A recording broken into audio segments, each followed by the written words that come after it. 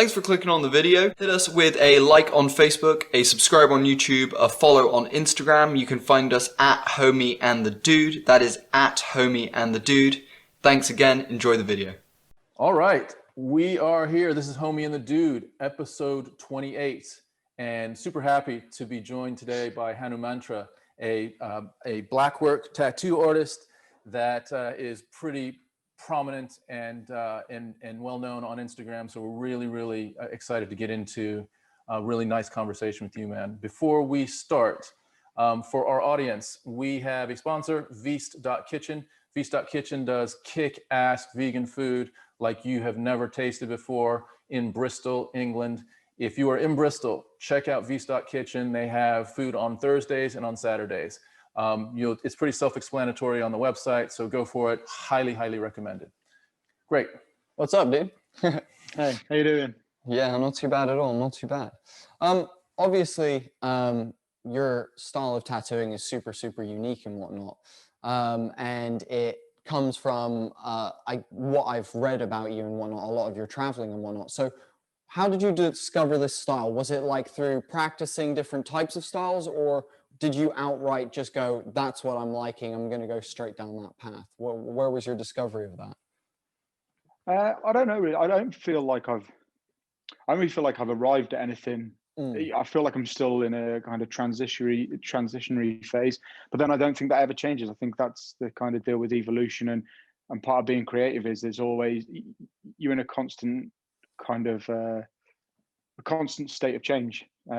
So my tattoos are definitely kind of inspired by tattooing, certainly ancient, or kind of what would you call it? Like, I guess for want of a better word, like tribal tattooing, indigenous tattooing. The style of work I work in now is heavily inspired by that.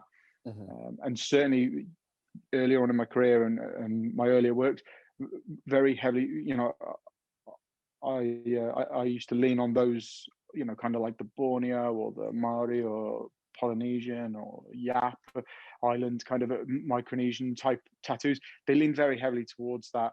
And over time, what's happened is, like I said, I've just constantly kind of been evolving and changing and taking inspiration from different places and having like kind of points of reference from different areas.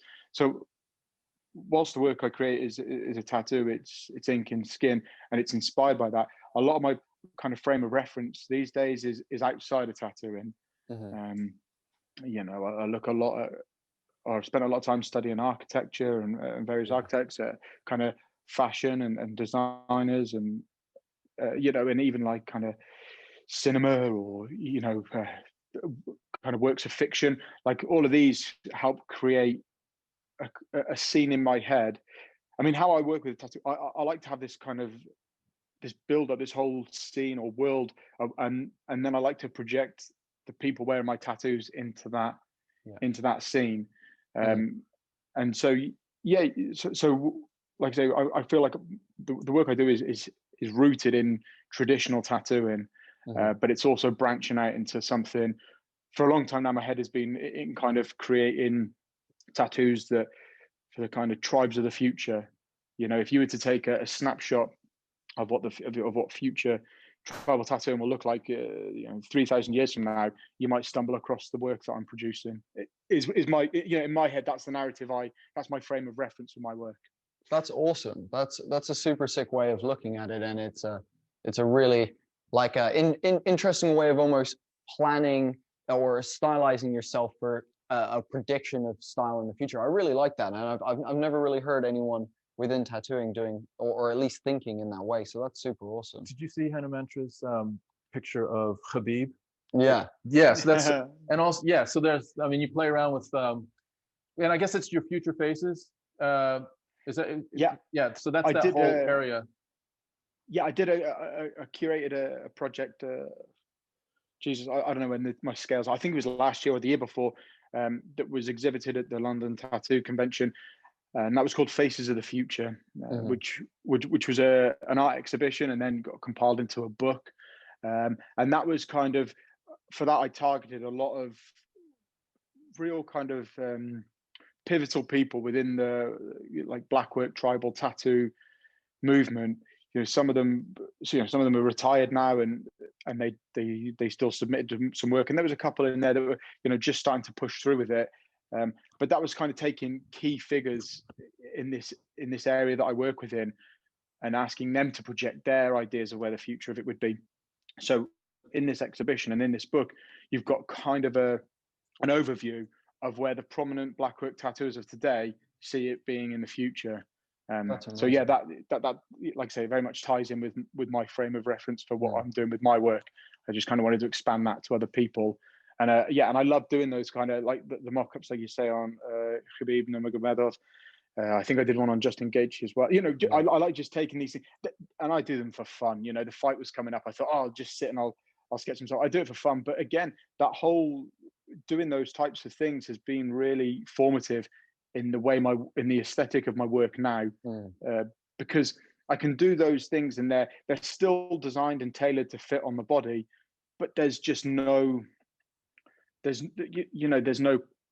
consequence for error there. It's just, it doesn't matter. I can just press the clear button and I start again. Obviously that's a luxury you don't have with tattooing. And so, you don't want to get to the end of a kind of a back piece and then be like, oh, I made an oversight here. Yeah. Because there's no, there is no undo button. You're not just playing around with pixels on a screen, you're playing with people's skin. So, you've got to take that very seriously. You can't be kind of blasé. At least for me, I never take any job on lightly. I'm never blasé with it, which kind of is reflected in my approach and application with tattooing. The way I would say I work is somewhat unconventional. Anyone that starts a kind of large scale project with me, they have to, we spend a couple of days together, where the first day is really just me drawing on and finding the right lines on the body, working out the shapes and the kind of the composition of the design and the forms, working all of that out in real time with them on their body with a pen. And that stage, again, it can't be rushed. Like I say, I can sit down with an iPad and I can knock something up in half an hour, but it's going to look like a half an hour design, right? And that's what I don't ever want to do on people's bodies. I want to take that time to kind of sculpt the right silhouette in their skin. And then the following day, that's when we then commit the lines to permanence, if you like. Do you know what I really like? A couple of things that you mentioned there, because especially with a lot of the cultures that you mentioned in tattooing, they believe like the tattoos are like armor for the soul and things like that. So getting the influence, I can imagine, of the person that you're tattooing on what you're doing can be a very like spiritual and big part of what I assume you're doing. So actually, I was going to ask, what proportion of their like wanting something gets involved with how much you then are creating the final product? Like, what's the ratio kind of thing? So you mean like in terms of a design, you mean how much of the design do they get to influence when they come to us? That kind of what? Yeah. Okay. Yeah. Like, would you say it's like 50-50? You're very much like moving back and forth. Would you say it's more like 70-30 you, or maybe they're more talking about like, oh yeah, I like that line there kind of thing? Or what's the kind of avenue? Here's the example. When I had my tattoo done, I brought a picture to Paul, right? And I had an idea. So I wanted an Enzo circle, and I had a picture of an image. And that was pretty much it. I had like maybe a little bit of composition or whatever. And then he went to work. And then we arrived there and he showed us basically what it was. But then on the day, he riffed that as well. So he was changing some things on that as well to make just, kind of positionally, as you know, and just like where it will fit on the body and all that. So there was definitely iterations of the original idea. And the evolution. Yeah. So let's say someone brings you an original idea. Here's kind of what I'm thinking. How close to that or far away from that does it end up being once you're done with your work? So what I'd say again, in that respect, I don't work in the most conventional way. I don't think I ever get people coming to me with an image or a drawing or anything like that. Yeah. Not that I can think. So what I ask people to do is I ask them, So let's say someone comes to me, they say, right, well, I want to, I'd like a back piece. Then I ask them to send me a photograph taken by someone else of their back, standing in a natural position, so I can see and I can start kind of formulating ahead of time what I think is going to work. Maybe I'm going to sit down, I'm going to sketch with my iPad a little bit and look at some lines that I can see there, or that I think maybe there. And that's really, that's kind of it until the day. That then on the day, that's when I'll start working out what actually works, not what I think will work on a flat 2D kind of image, but on a 3D real life, person. I also asked them to just send me. So, like I said, I don't tend to get people sending me sketches or drawings or pictures, because the work I do, I have maybe like somewhat of a distinct look to my work, so people kind of know what they're getting if they come to me, and what they want is what I produce. So almost always there's a level of trust that people come to me with, and they go, yeah, I trust, I'm putting my skin in your hands, and I trust you to do what you want to do. And I don't particularly like being micromanaged or anything, so it is important that there is that level of trust with it. That being said, I do ask people ahead of time, like, please send me images, of my work that you're particularly drawn to, that resonate with you. You haven't got to, if you don't even know why, you don't have to dissect it or break it down. You don't have to be like, I like the flow of it, I like it. It's kind of irrelevant, because what's going to happen is you'll pick out some key images that resonate with you for whatever reason, for one reason or another. They do. Send them over to me. That's going to kind of be my point of reference. I'm going to look at that. We're going to have the chat in the morning. We're going to go over a few things. I'm going to start drawing. I know what my point of reference is now, and I'm getting a read on the people or the person stood there. I'm getting a read on them as I'm drawing it. I mean, this is the beauty of freehanding and design. Is it's not drawn, the night before in silence, in my own kind of echo chamber, and kind of disregarding that person. It's drawn on them, with them, in the moment. It's a true expression of that moment and that time we spend together. And that's kind of, so it definitely leans more towards me creating something and my kind of vision for their body. But again, that's, they need to trust their choice of me as their tattoo, and then they need to trust my kind of process. And like I say, and almost exclusively, it's like they've got these pieces of mine that they're particularly drawn to. They present them to me, and then we'll start, and that'll be a point of reference that we'll build off. And that's why I spend that first day together, where we know we're not trying to tattoo on that day. We're not trying to put needles into the skin. That's going to come tomorrow. Today, we take all the pressure off ourselves, and we make sure that we're just getting the job done to the best of our ability, and getting the right design for that person. Because when it's pen on skin, it's a very easy fix to rub something out and change it. Once you've committed the lines to skin, this becomes a problem now. And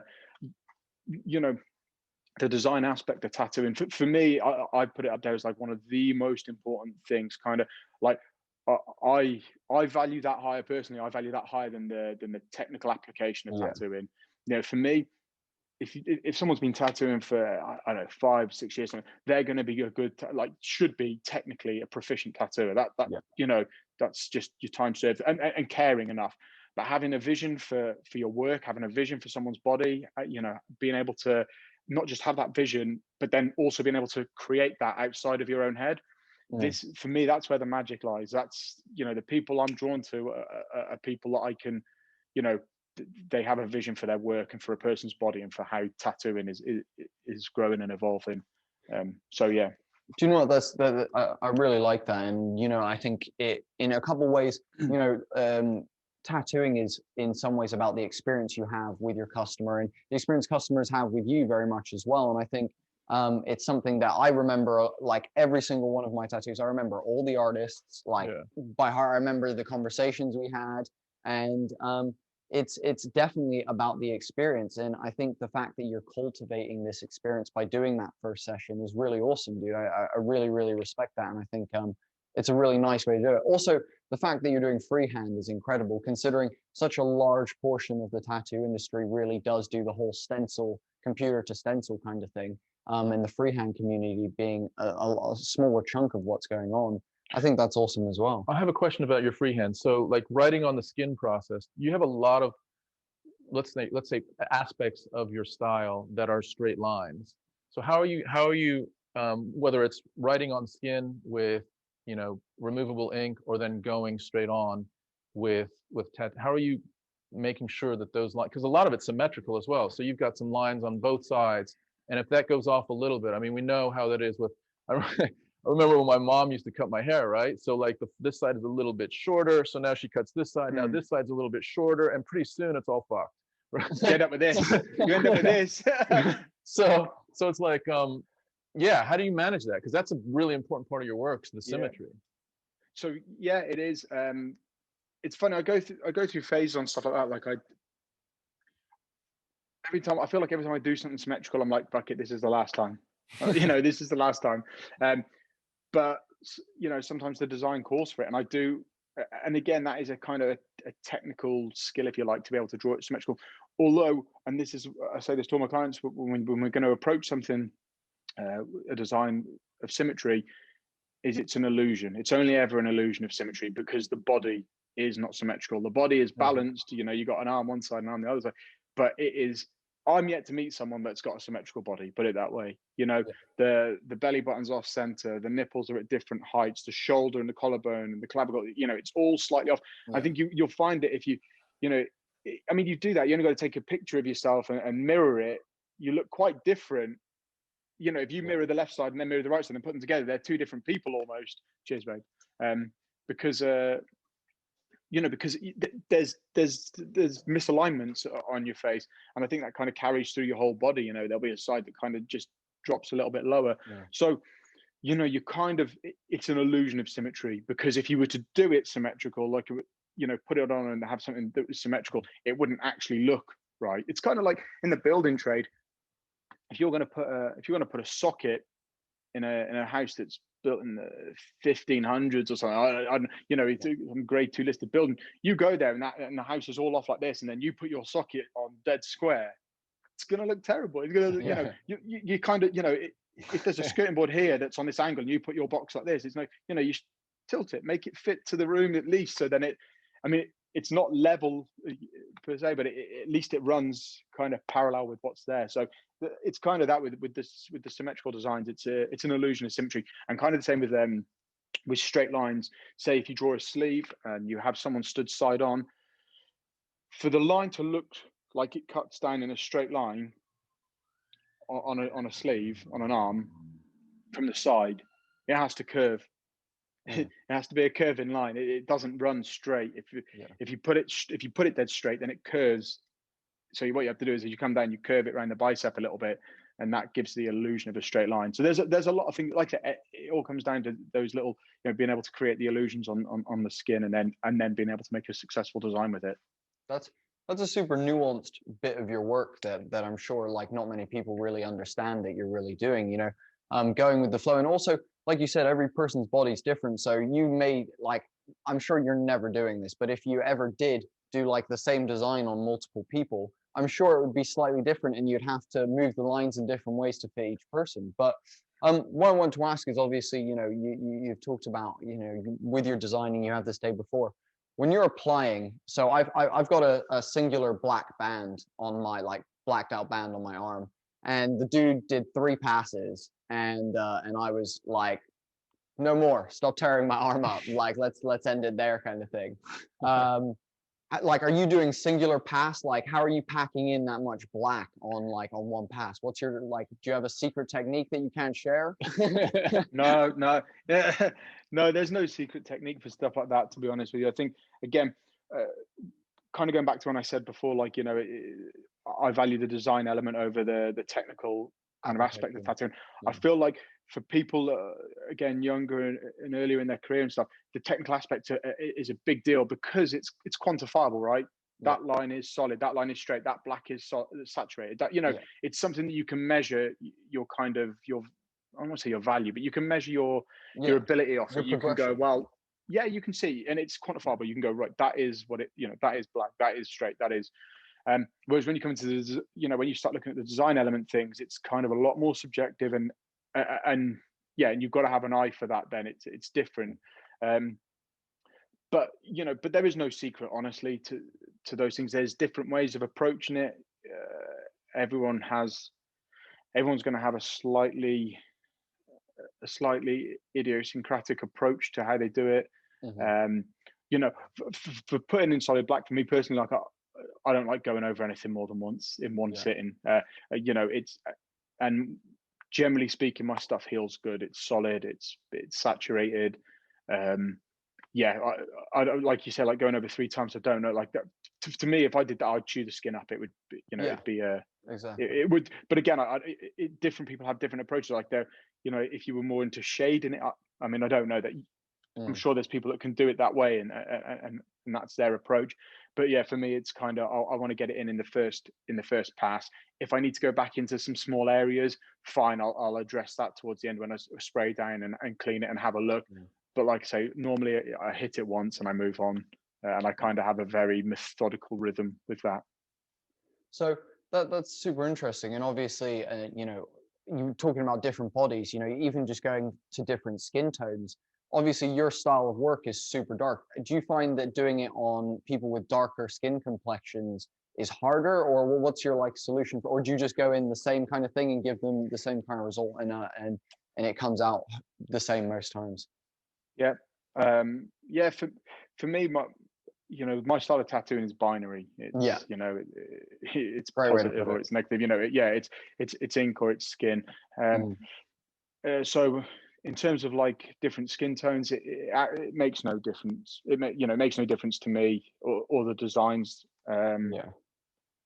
It's not some I know that became earlier this year there was a kind of a movement to make people make people in tattooing or tattooers more sensitive to the fact that you can there's more scope on darker skin tones than what maybe people believe that there is or say that there is. But again, it's not really something that I can chime in on or anything because my type of work and the way I approach it, it makes no odds. I just do the design as it is. Pretty synonymous across all boards then. Yeah. So I guess 2 things came to mind while you were just describing that. Well, but maybe the first one is back to the symmetry thing. So this is interesting. Like you probably, because you have the artist's eye, right? So when you're looking at a piece that you've done, where you are happy and where you're unhappy, right? For us, when we look at your pieces on Instagram, it all looks fucking symmetrical, dude. So it looks great as well. Yeah, exactly. Like the bits that are meant to look symmetrical look to me 100% symmetrical. Like there's no oh, that's a little bit off. So, but I'm sure that the jeweler's eye of the creator is just there's that a little bit of that. So I don't know, that's some feedback that you've probably had 100 times, but it looks incredible. So the question I had though was, when you're packing in black, is there a difference on a cover up than on whatever you want to call it, virgin skin or unpainted skin at that point? Yeah, I would say so. Anytime the application of tattoo means that you have to break the skin, and so there's a level of trauma to the skin. Depending on how bad that trauma is will depend on what it does to the skin left behind. So generally, most people when they tattoo, or when they get tattooed, they're going to heal up fine. If it's done by a competent tattooer, it's going to heal up. It's going to be fine, and there's going to kind of be not much difference. If you get someone that has a really tough heal and you have heavy scabbing and then which can lead to scarring, that can make it a little more difficult when you do a cover up, because then you're having to go over kind of traumatized skin that's been scarred. Again, sometimes it makes no difference at all. It heals perfect, and other times you might just find it takes a little bit more work to get there because it's got some irregularities with the skin. But generally speaking, it doesn't make a huge amount of difference. I would say the black maybe is never quite as black if you go over if you do a cover up. I don't know why that is exactly, but it just, or that could just be me being finicky with the eye, and just thinking that almost.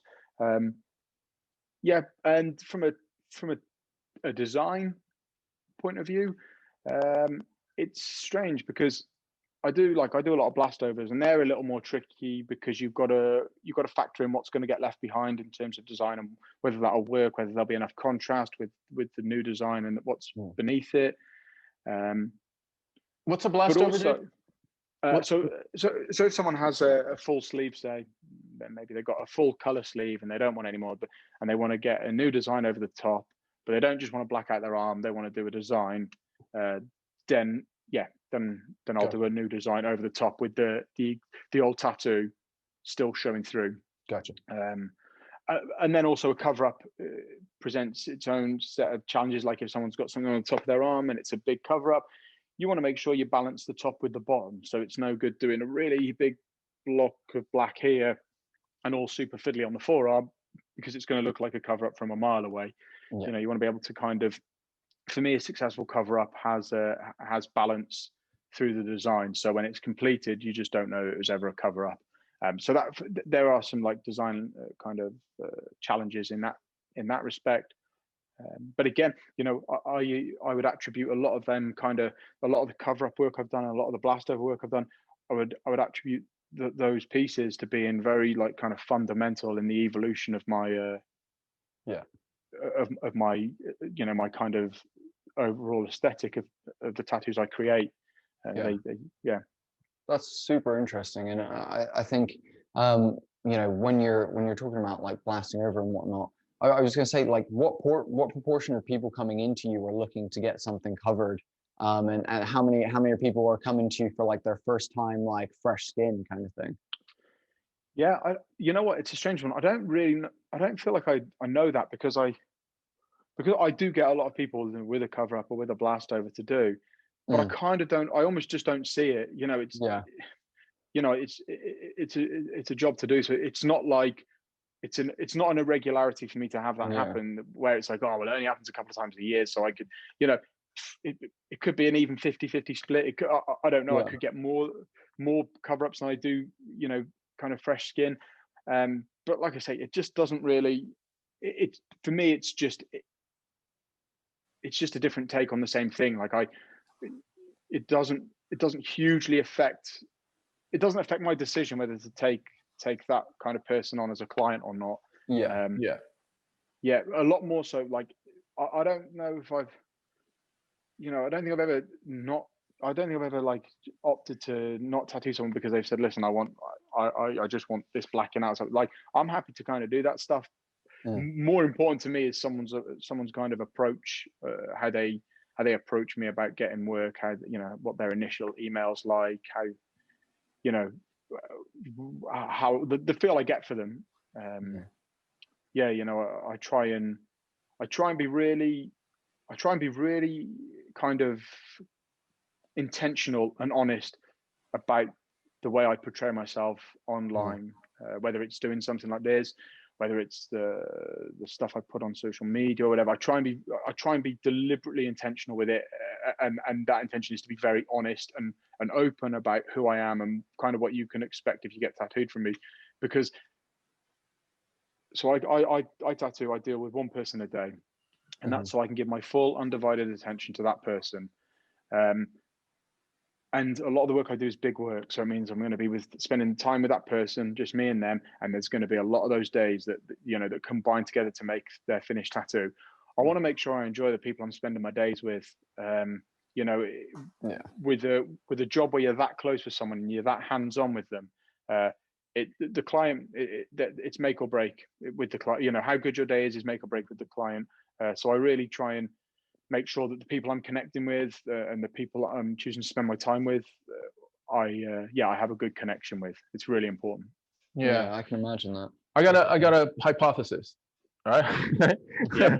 Go on. All right. So again, as sort of an outsider or a casual that has had a couple tattoos, but certainly is not in the the subculture of tattooing.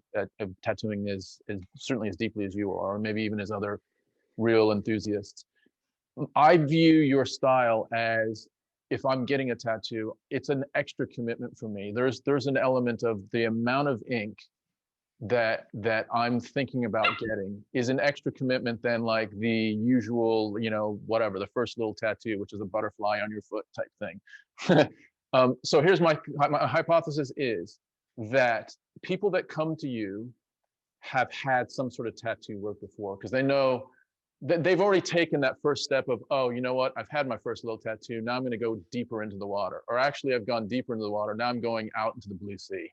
Like, I'm going to go see Hanumantra. This is the big thing. So yes, my hypothesis is you get more of the experienced clients that now want to take it into the next level. How true or false is that? I would say, yeah, that's definitely on the true, leans more towards being true than not true. Yeah, that is, I mean, I do get people, I mean, I had a guy who's had a bodysuit on me, who when he came, I think he had, did he have a tattoo? I think he might have had one tattoo. It was like this big. It was so small. He had it like 25 years ago or something. And yeah, and that's, and yeah, I've got some people that have got, that have bodysuits on the go or I've done, and they've come to me with next to nothing. Wow. That's great. Yeah. So yeah, it's probably more common than you'd think. However, I would say for most people, they are into tattoo. They're committed already. As in, when I say committed, they've maybe already got both sleeves and chest piece done, and now they want a full leg sleeve, or something like that. They're already committed. But I do have people getting very large scale work who come with no tattoos or next to nothing. Yeah, and again, I think that's in part because of what the tattoo that I'm going to create for them, or go on to create for them, is what it represents. It's more than just a kind of a whimsical kind of, I feel like this, or this looks cool. It's there's kind of a deeper pull towards getting that. So yeah. You know what it speaks to as well is sort of like the progression of pop culture and their acceptance of tattoos. Dude, your tattoos, like 10 years ago, if someone had a full sleeve of yours, or someone was on the beach with a back piece of yours, it was just would have like blown people's minds. Like, right, they literally would have been like, that is, so basically, well, in the Western world, would be a better way to put it, specifically in the Western world. Like, there's a lot more of that in Asian and Asian culture, as well as also like the Southern Hemisphere, Southern Hemisphere. But like that has all caught up now. Like, you were in there doing some stuff that was at that time probably considered, and you've talked about this a little bit, of how it was you committed to a style that was ahead of its time for as far as like pop consumption, right? Certainly there was a niche that loved it at that time, but now pop consumption is catching up to that, and it is very much more accepted. But you've gone through that journey. We've talked to skateboarders as well that have been, early days skateboarding, and they were doing stuff that people were like, that's just fucking weird. Like, what do we do with that? And now it's just part of like the whole repertoire of skateboarding. They're accepted in the whole thing. So that's the same like surfing, or you look at like MMA. You look at these things that like they were kind of they were subcultures, or they were kind of fringe things, or underground scenes.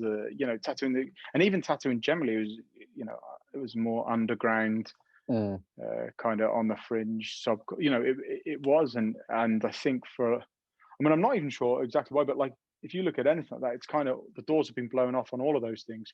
Surfing's a huge thing now. It's a huge industry. It's same with skateboarding, same with MMA, same with tattooing. You can keep going with it. And it's interesting because I guess with all of those things, it's kind of a dual edge, right? Like, I'm not complaining at how kind of busy my workload is. Like, it's great, and I'm not complaining that the work I'm doing is popular, because it's how I provide for my family. So, but then, you know, it's not what it once was. Maybe the magic isn't quite as potent, or you know, you've got to know where to look for it now. Wow. You know, same as like, you know, you can look at like a surf spot, and I mean, I haven't surfed for a long time now, but you know, you'd have little areas that were kind of, you know, maybe only the locals knew about it, and a couple of people, and it was small, and it was like almost undisclosed, and now there's apps to get there, there's maps to get there, you know, and people flock there, and it's a big thing, and it's like it's good because more people are enjoying it, but it kind of does, you know, if you like the more off the beaten track, if you like the more left of center, if you like things maybe because you feel like, you know, this, you know, you've got a little something here, it's you know, maybe the shine isn't quite as bright. Yeah. I mean, like I say, I don't know. I remember again in like kind of martial arts. That's another one. I mean, it's fantastic, right? Like there's an event every weekend now. I mean, I remember when there was like 3 or 4 events a year, you know, UFC events a year, or Yeah. I don't know, maybe 5, and then maybe there was like 5 Pride events, or you know, there's something like that. It certainly wasn't. And now I mean, literally every weekend there's something on. I mean, there might even be a UFC nigh on every weekend now. You know, more than I can keep up with. Put it that way. Yeah. You know, there was. I mean, there's a time. I to a certain point, I think I've got like everyone to, you know, every kind of event. You know, that there was on file. Yeah. And then and then nothing pretty much, because it just got too much. It's like, oh, this is I can't even pretend to keep up with this anymore. Yeah. Yeah, so from a consumer point of view, it's great. Do you know what? It's interesting you mentioned that, because you know, as I skateboard myself, and I find for me as a young lad, when I was discovering skateboarding and finding the, like you said, the subculture and the family that was the culture of skateboarding for me, you know, I didn't fit in at school. We lived in Spain at the time, and I was an English kid, so I did not fit in. I was also a bit geeky and nerdy, and hopping on a skateboard at the skate park gave me friends. It gave me a family. It gave me people who supported me. And I think something, you know, you said some of that shine goes, and I think some of us people who get into what was maybe considered fringier stuff back in the day, things like skating, tattooing, you know, martial arts, you know, all that kind of stuff, did it because we found solace in knowing that we were outsiders and that we had a place that was just for us. And now, like you said, the fact that it has blown up, that Nike is, you know, pumping skate shoes out, UFC's pumping events out, and, you know, tattoo artists, there's one around every bloody corner who can do, you know, a compass rose for you, you know, you know, and it's becoming this thing where like you said, the magic, or at least for the people that are partaking in it, you lose some of the almost the joy and almost the like risk, and it feels like It's you're like doing discovering a new band as well, like being like an early adopter to anything.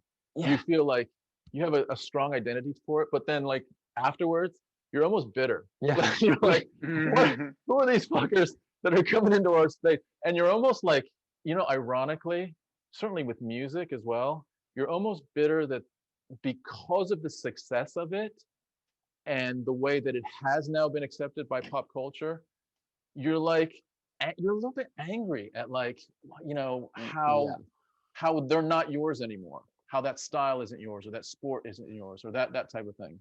So You know what? go for it. I was just going to say, there you touched on something there though, and that's you know, for me, I'm very careful not to get hung up on that, because like I said, I don't want to end up being that bitter old tattooer who can't be happy for other people and other people's success. And I think that you touched on something right there. It's that ownership. You don't own it. I don't own tattoo, and I don't. You know, I don't own the style of work I work within. I don't own, you know, and I think that's where where people end up feeling disgruntled, is they feel like they own it and something's owed to them now because of X, Y, and Z. And it just doesn't do it that way, right? It's a really healthy. I was gonna say that's a good ego check, man. Like that's a big, because there's definitely, like, I know of some famous tattoo artists, especially in America, that like consider themselves, you know, the king or queen of color, and you know, this person's the black and white, you know, black and gray artist who's doing, or the celebrity tattooer. Exactly. And there's a bunch of those out there. So no, I think ego checking is in that way is real important as well. I was going to ask, you know, obviously you did come into a subculture when it was a thing. What led you to your first tattoo? I know you were living in Australia. Like, what got you to that first tattoo? What led you there? So, I mean, I knew I wanted to get, like, it wasn't kind of a spur of the moment thing. I knew I wanted to get tattooed. I mean, my old man's got tattoos. I think he got tattooed when he was like 15 up in Real, you know, so that you can imagine what they look like. Are they like the blue ones that are faded and like washed out? Yeah. So yeah, and when I was in Australia, I knew I wanted to, you know, I knew that was something I wanted to do. And, you know, like a lot of people, it was my first tattoo. I wanted it to represent something. And for me, it was about kind of spreading my wings and becoming my own person. You know, I was 18. I left the safety of home. I left the safety of my own shores. You know, it was a big kind of moment. It was a big transitional time for me. And I wanted to kind of remember that and commemorate that. So I knew I was going to get tattooed. I just wasn't sure what with. And while I was down kind of in the southern hemisphere, it was the first time I'd seen or had access to people where there was a real cultural identity behind their tattoos. You know, I knew some of the guys that lived in Sydney, and they were from, you know, some of the South Pacific islands. Mm-hmm. And you know, and seeing their tattoos and how they looked on them, you know, I thought they looked fantastic. And you know, like a lot of 18-year-olds, like, that looks fucking cool. Like, that's what because right, you're not getting tattooed because you want to look worse. You're not getting tattooed because you think they look shit. You know, you're getting them because you go, that looks, you know, that's fucking awesome. Like, Yeah. so, you know, it was that kind of thing. And then I remember being at the I knew I wanted to get something done, but again, I guess in my mind it was like I kept like, oh, I want to get this done, but I hadn't cinched it. I hadn't gone, I'm fucking getting this done. You know, it was still, you know, I still hadn't got it done yet. And I remember being at the it was the Blues Festival, Blues and Roots Festival, I think it was called, in Byron Bay, and I remember Ben Harper was there, and so he had his I think he had his sleeve done at the time, and he'd had it done by a guy who I mention a lot, is Gordon Hatfield down in New Zealand, and and I saw it on him, and I was like, oh, I got to get this fucking sorted.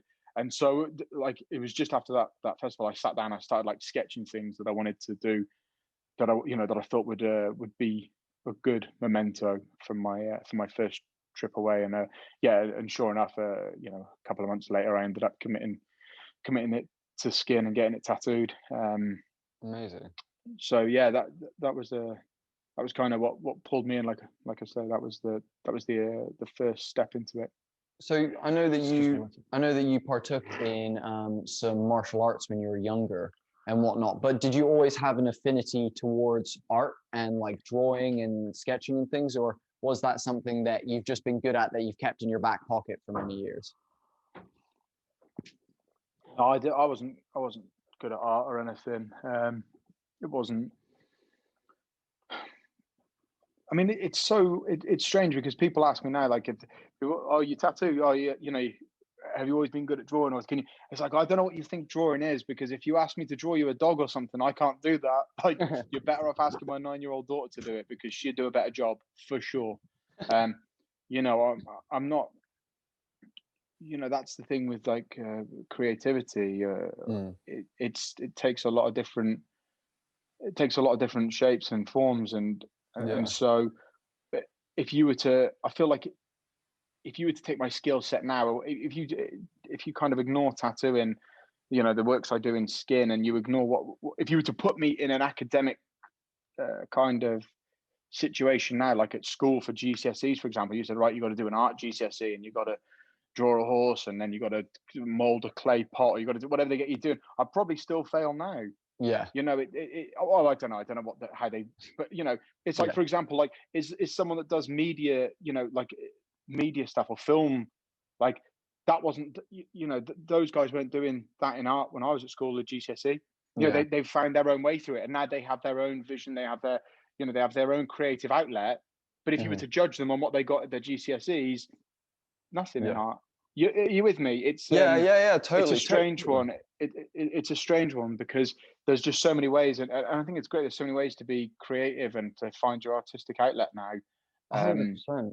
Like Yeah, it's weird. So like talking about that, like this whole podcast idea kind of comes from a similar thing of years of me and Tom coming up with ideas of things that we wanted to do together as father and son. Whether we did a bunch of like comedy skits at one point, we were doing, you know, this and that, and trying to find within the internet and creation in terms of us being creative, what it was. And we kind of found podcasting and this kind of stuff. And it's very much that, in that you don't have to go, people go, you know, do you guys know like filming, or like do you do interviews, or have you like done, and we're like, no, like we got a camera and worked everything out, and we just started talking to people like shit. That's literally all it was. And started getting like figuring it out, you know, Yeah. like, and knowing that we were, well, you know, still figuring it out, but we're definitely progressing. Like we were absolutely shit at first, yeah.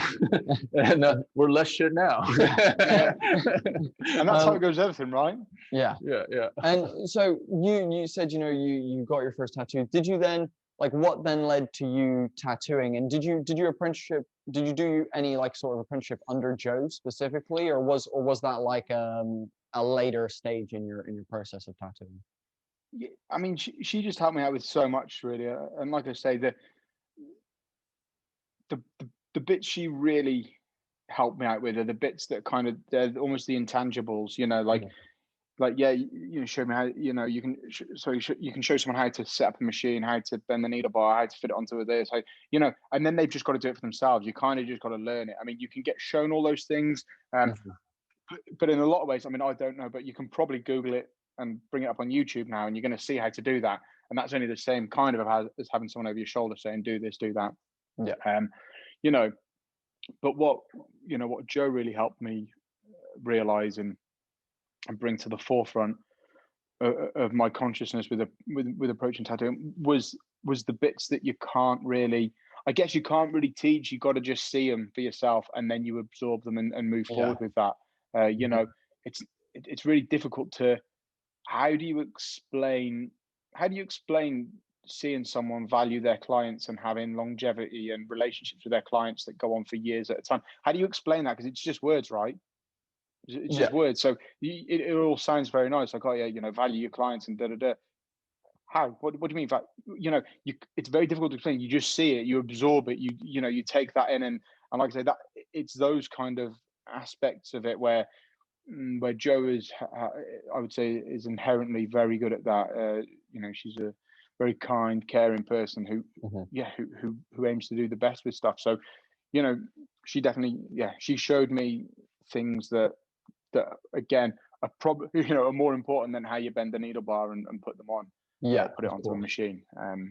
So yeah, because the industry of tattooing is not just the moment that you put the tattoo on the ink. It's like you said, it's your customer relations, it's, you know, your relationship afterwards, so that you get repeat customers or people that invite other people in. It's, you know, everything, the whole process in terms of, and the whole design part is a massive part of that, and weighs really heavy. So no, yeah, I think that's cool that that you were, and getting that kind of I guess experience firsthand is really important, because I know a couple of young tattoo artists that are getting some of that experience, but are like really starting to realize the work, like you said, that you have to put in with the customers, the work outside of just drawing and then drawing it on the skin. And it's a big hill to climb for some of them, they're finding, for sure. So it's nice that you had someone there to not only show you, but like to possibly guide you in some ways as well.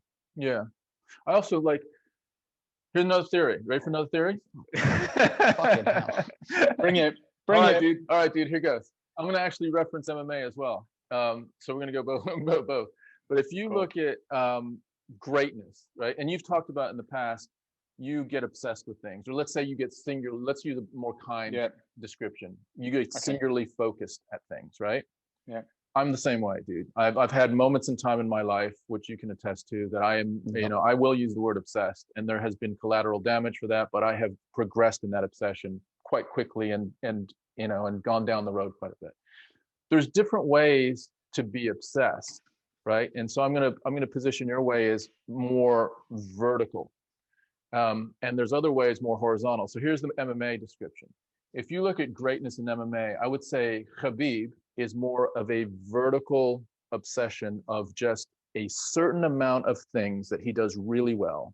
So taking down, sort of controlling along the fence, and then going through a progression of ways to, sort of to immobilize his opponent until his opponent just wants to give up, right? And it's not just one thing. And over the years, that has got some nuance, and it's so far down the road now that people look at it and they're like, I don't even know what the fuck he's doing anymore. Like, he's moving his arms and his legs differently, and it's all, beyond what we know.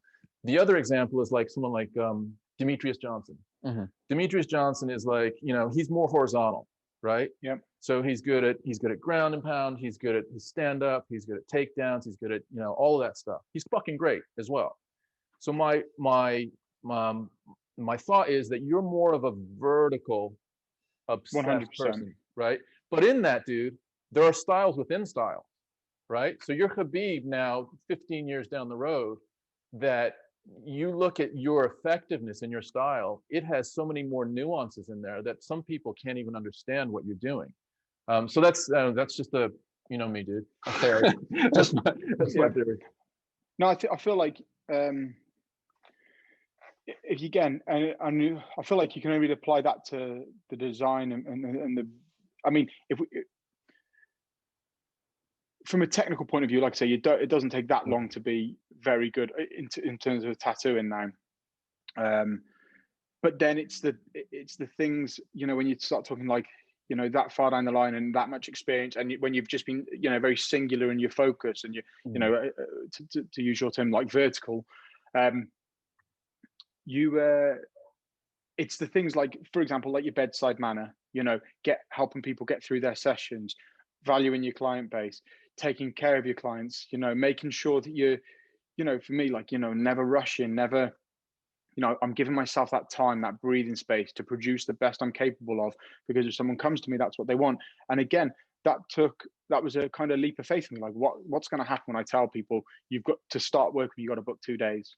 Like, I'm sorry, but for a piece this big, like, I can't do my best in a day. I can't draw it and line it in a day and give you my best. And so what do you want from me? Because you can have my quickest or you can have my best, but they are mutually exclusive, those two things. So, and I've opted to go down the path of, I want to produce the best work I'm capable of, not the fastest work I'm capable of. So it's things like that. And in particular, where I feel like you can really, where that kind of experience and that, like say, vertical progression, or like that kind of singularity on stuff is within the design aspect, like the vision that you have and the way I see things. Again, if we say there's no rule book for contemporary abstract blackwork, there is no, there's no rule book. But there are fundamental design rules, not just for, you look at like the design of like life. If you look at the way, things evolve and grow, you look at the patterns on a leaf, you look at, look at the sprawl of a cityscape, look at where life, if you look at anything that is living, that you will start seeing patterns. They're just universal. So are you talking like the rules kind of as in like similar to with Japanese style like tattooing, there's specific rules that you do, but it can be the topic can be very broad, but within that kind of like there's a core rule that lies underneath it. Same with like American traditional and things like that as well. Yeah, what I would say with like say Japanese, there's very objective rules. If you want to be, if you're going to go traditional with it, there's very objective rules.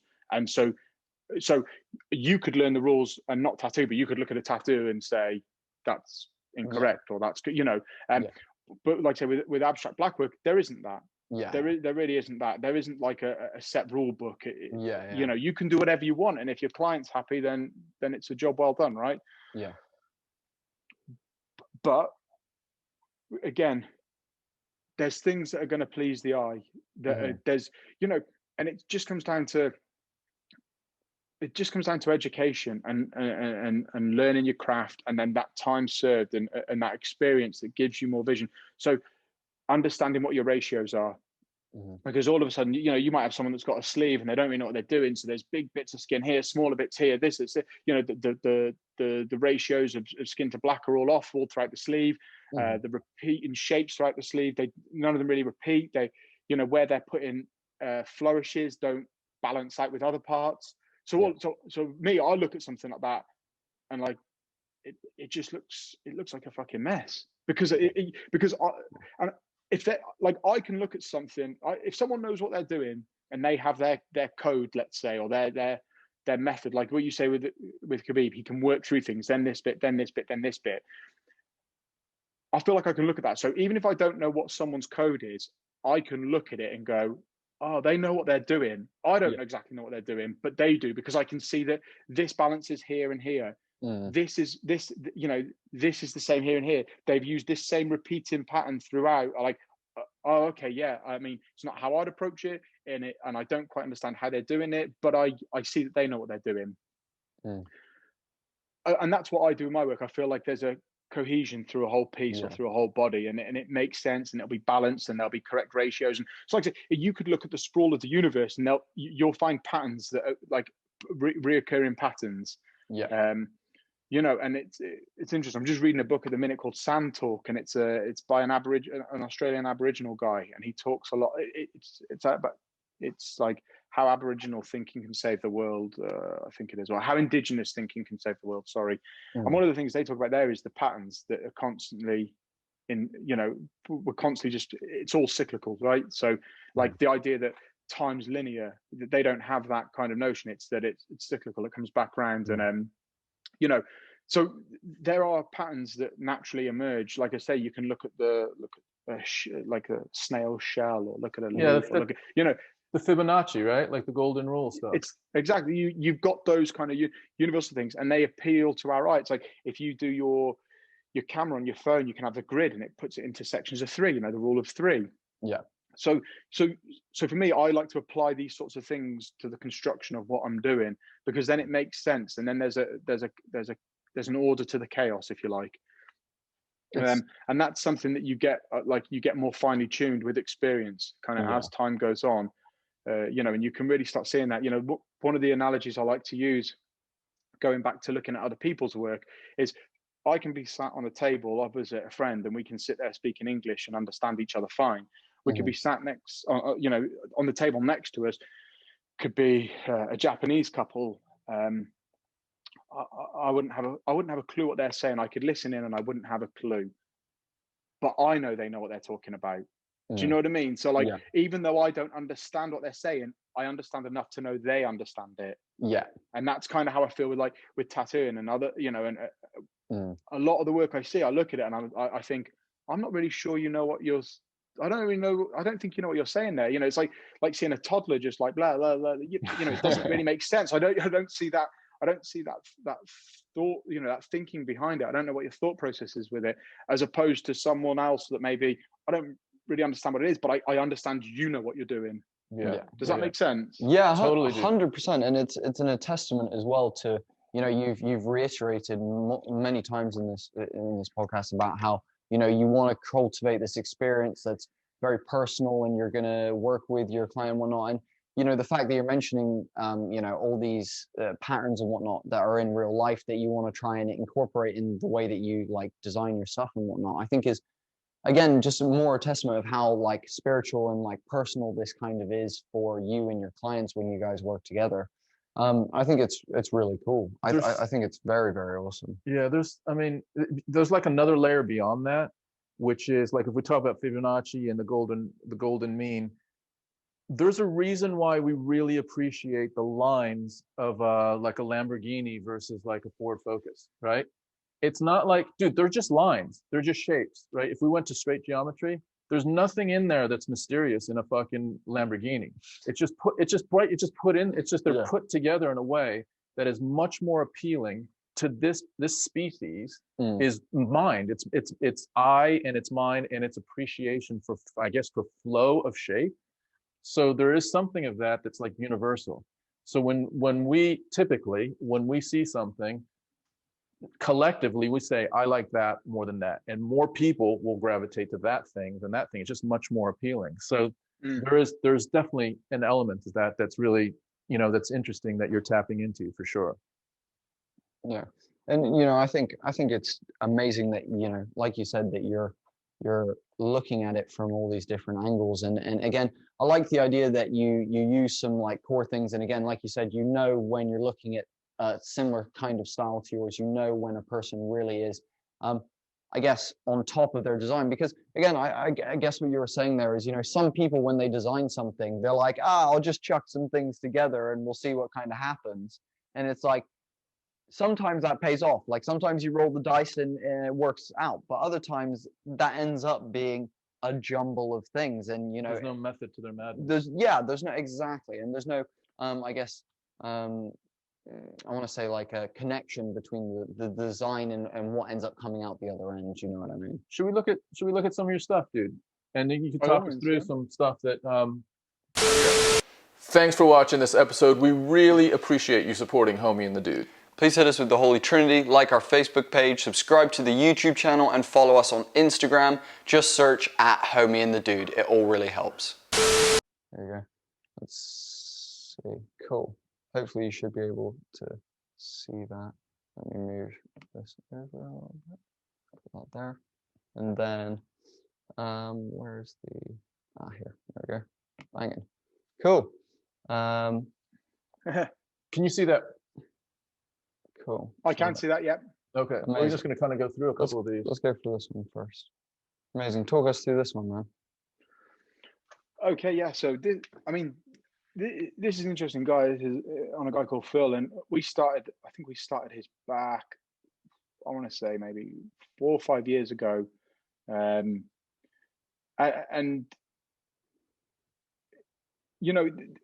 this is a prime example of a client that I'm working with for a long time. We've got a personal relationship. He works as a mental health nurse, and Wow. for Phil, a tattoo isn't, it's like a tattoo is an investment, and it requires not only just commitment and discipline, but it does require money.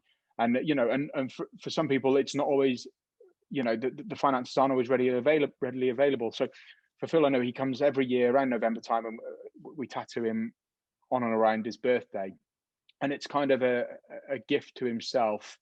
I'm not sure if you can you scroll down just the comments for a second? Yeah. I'm sure There's a bunch in here. Oh, is there? Okay. He replied to someone on there. I'm sure saying something in kind of, okay. Yeah, and so like I say, so we've worked together for the past 4 or 5 years, building this this back piece. And we're going to be taking it down onto the legs. Wow. That's kind of the next step in the journey. It's designed.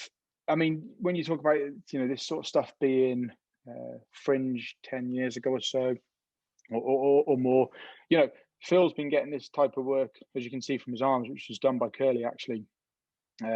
He's been getting this sort of work for a long time. He's that guy. He's into it. Yeah. He's about this sort of this movement, and he came to me with a very traditional kind of yap inspired back piece, which honestly I've not really changed all that much about it. I've used a very traditional kind of template for the back. I've added, I've kind of embellished it around the top in a way that's more idiosyncratic with my work, and then just made it. That's a case of just making it fit to his body the best I could. Finding the right lines, again, finding the right ratio of black to skin, and having that working throughout. Over his entire back and down onto his glutes. Like I say, with the intention, it was designed knowing that, okay, it could be a finished piece now and it fits good, but ultimately knowing that we're going to go down to the legs. So we've left some areas where we can tie the design in, and have it work, kind of have it work even better as what will eventually be for him a full bodysuit. Do you, sorry, do you have, so you said it's been a 4 or 5 year project. Yeah, Let's say man. in year one, how much of what you have right now was, I'm sure it's evolved in an organic way and stuff has, you know, created itself through the years. And maybe even from now forward, how much do you guys have as far as a concrete idea of how this thing is going to look at the end? No, we don't. Like, as in, I mean, you have a style probably, right? But not the specific. and yeah, exactly. Yeah, exactly. The specific, and that's something that again would get worked out on the day together. We'd work that out because honestly, like when I come, like I will view that with different. When I start one of his legs, a year from now or so, I'll have a different pair of eyes in my head than what they are today. Nice point. That changes day to day, minute to minute, minute by minute. But I do trust my process on these things, so I know that I will look at it. I will take in the rest of his tattoos, the space that we're working with, and I'll come up with a design that fits with everything. I never want stuff to look ill-fitting or, not sensitive to what's already there. Yeah. So once that time comes, it's that thing. I trust my process. I trust my kind of vision for these things, and I'll just build it off of what's already there, because I've already left the correct tie-ins. Is this one of those where you've said, I'm never gonna do another fucking symmetrical piece again in my life? Yeah, no, I don't think this one was. I don't think this one was too bad. I was kind That's pretty symmetrical though, dude. That is about as symmetrical as it gets. Quickly before we move on to another one, dude, I wanted to ask, for this kind of piece, obviously something I know about tattooing is, especially for dudes, we got to shave because obviously tattooing with hairs is a no-go. So do you ask him to shave or do you shave him on the day? What's the shaving process? Are you asking if I shaved his bum? I'm asking how many hours you spent starting at the top of his back and then getting to the bottom. Yeah. If people are super hairy, I might ask them to buzz it or whatever. But I just nice. I can whip through pretty quick with a shave. Part of the service. Exactly. Yeah. Let's pull up this one. Let's go with this one. Wow, I fucking love that. Yeah, I like that as well. So that's, what you were saying, it was, there's an ancient style that has maybe some tribal elements, but there's also some future in this, man. Like some of these lines are very, very much both. I mean, that's what I see, certainly. Yeah, I mean, I feel like this one worked out really well. I did this at the Dublin convention in, I want to say 2017, maybe. Oh, yeah, there you go. It's just a video, is it? Is that how it works? Yeah, there you go. And again, I feel like it worked out really well. It's got, you can see there's kind of like a Borneo-esque flow on the front of the shoulder there, with a nice kind of balance between lines, black ink and skin. Yeah. How soon after the session was this video taken? Because those colors are nice and deep and rich. Yeah, no. So this was, I feel like it was a 3-day convention. So this was done over the course of 3 days, 3 consecutive days. Which honestly is, that's kind of towards the maximum of what you'd want to do, or what I would want to do. And yeah, so that's at the end of day 3. Amazing. What you're looking at there. Do you know what? A lot of swelling and. It looks, a couple of things that Tom kind of said and that you said, but a couple of things I'm looking at, I'm like, it looks kind of draconic. It looks like there's some like dragon shit going on, like in pieces there. And the other thing is, you talk about like this like future-esque style. It's interesting because in my head, when I think of the future, I mentioned earlier, I'm a bit of a geek. So when I think of the future, I think of like, augments, people having like robotic limbs and like, the Total Recall kind of esque world. But it's interesting. I also put tattoos in a very interesting part of that place in my head. And I think this whole kind of heavy coverage kind of idea, I think very much suits what is coming in terms of the industrial and the technological Postmodern. aesthetic that we're kind of going towards. And I really think your style really almost defines that in some ways, actually. Yeah, definitely ahead of its time, man. I mean, I'm not sure how much you hear that, but it's very much, yeah, it feels like there's just going to be more of this to come. I mean, in the West, let's say, you know, so this has been around a lot, as we've said, down in New Zealand and in that Southern hemisphere. But in the West, us, you know, it's like, there's something about us as humans that like and almost need, you know, back in the, you know, whether it's a little pouch with stuff in it that Native American Indians had, that was really important when they went to war, right? They had to have, you know, this particular rock and this feather and, you know, this seed or whatever it was. And that was a connection to their strength and their passion. And I really think tattoos are very similar to that. Like it's a permanent connection that you make. But it's in that realm, isn't it, where you are you're finding a strength or a like, I know people have them for different reasons, right? So people get them on a drunken night out or whatever. But there's certainly something about this one that feels like that, dude. It's like, you know, that armor piece that means more than just ink on skin, more than just, you know, this color on the skin with a design on it. There's a real deeper connection to that. How much of that do you talk about with your clients, or even do you think about? So it's not something I would say, like, when, like, our first session together, like I say, is going to be me drawing. So I don't necessarily I don't talk all that much. Like I say, I might spend some time talking before we get going. But once I start drawing, I don't talk all that much. I talk a lot once we get, once the tattoo is underway, and and I can free up a little bit of that mental capacity to hold a conversation. But when I'm drawing on,